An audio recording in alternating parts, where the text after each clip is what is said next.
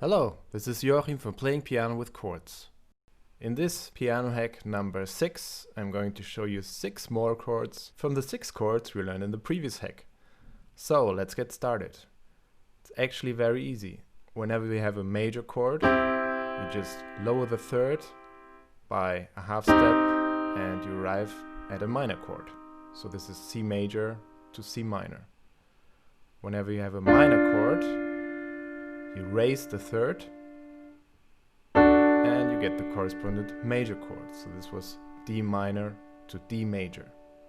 Now if you take the first 6 steps of the C major scale and you do this for all the chords of the previous hack, you get C minor from C major.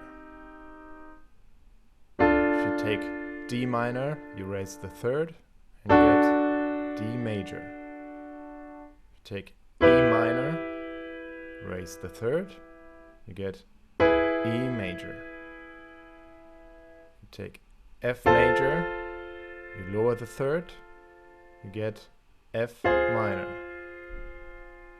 If you take G major, you lower the third, you get G minor. And finally, A minor, raise the third, you get A major. So there you go. You have created 6 more chords in an instant. So here they are again. C minor, D major, E major, F minor, G minor, and A major. So now you have 12 chords at your disposal. And with these 12 chords, believe it or not, you can literally play thousands of songs.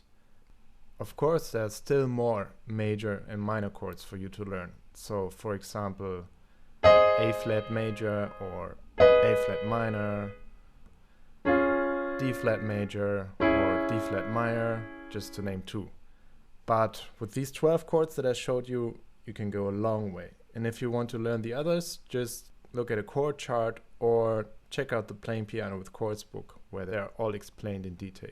In the next piano hack, I'm going to show you how to create inversions so that you can make a much better use of the chords you learned so far.